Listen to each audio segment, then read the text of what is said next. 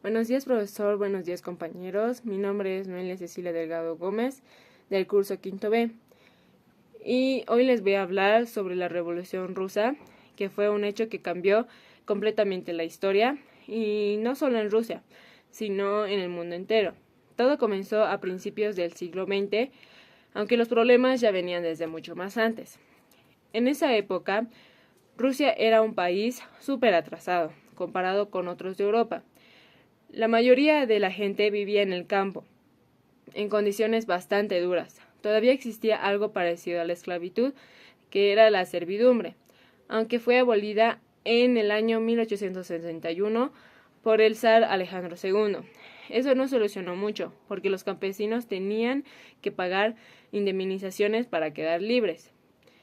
Y como era de esperarse, tanto campesinos como terratenientes terminaron enojados, así que empezaron a surgir ideas nuevas, movimientos políticos como los populistas, anarquistas y socialistas, que querían cambiar las cosas. Algunos incluso llegaron a usar la violencia, y fue que en ese contexto que mataron al zar Alejandro II.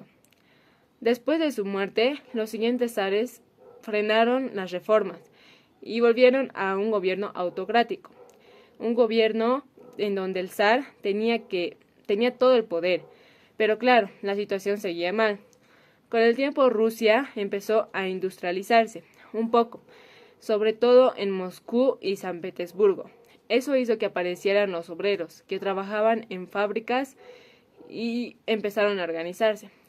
Sus condiciones de trabajo eran pésimas, así que comenzaron a protestar. Fue que en el año 1905, después de perder la guerra contra Japón, hubo una gran oleada de manifestaciones. Fue lo que se conoce como la Revolución de 1905.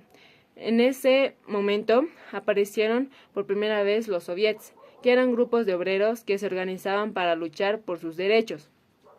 También empezaron a destacar figuras como Lenin y Trotsky. Aunque esa revolución no logró sacar al zar, sí lo obligó a crear una especie de parlamento llamado la Duma, pero la verdad es que no tenía mucho poder. En el año 1914, Rusia entra a la Primera Guerra Mundial, en donde el gobierno pensaba que eso iba a unir al pueblo, pero no fue así. El ejército ruso estaba muy mal preparado, murieron millones de soldados y la situación económica se volvió aún peor. Ya para el año 1917, la gente no aguantaba más. En febrero de ese año empezaron nuevas protestas, y lo sorprendente fue que hasta el ejército se negó a reprimir al pueblo.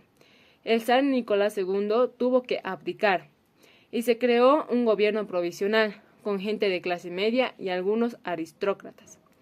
Ese gobierno quería hacer cambios como crear una democracia, dar derechos civiles, jornadas de 8 horas, pero tenía que compartir el poder con los soviets, que cada vez eran más fuertes.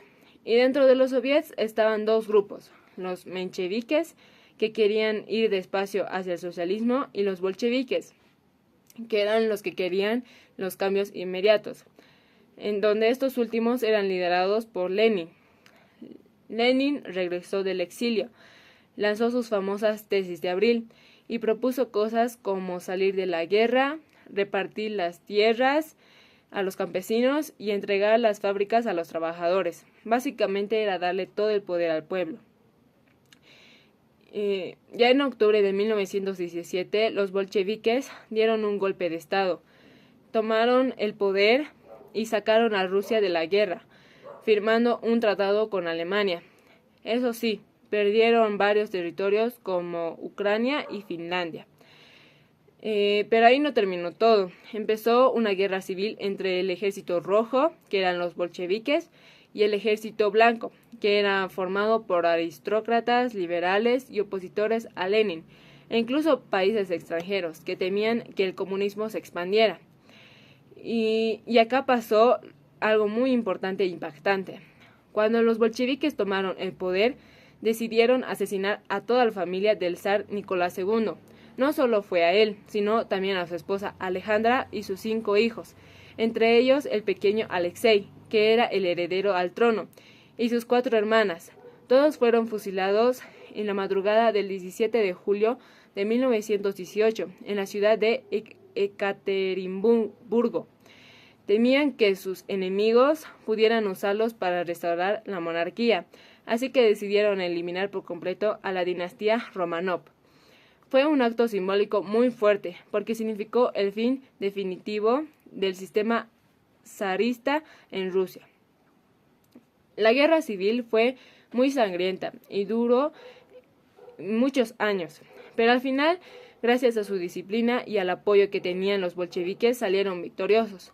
Poco a poco tomaron el control de todo el país, y así que en el año 1922 se fundó oficialmente la Unión de Repúblicas Socialistas Soviéticas, la URSS, el primer estado socialista del mundo.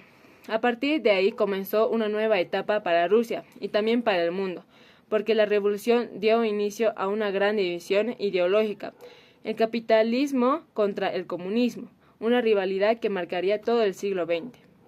Gracias.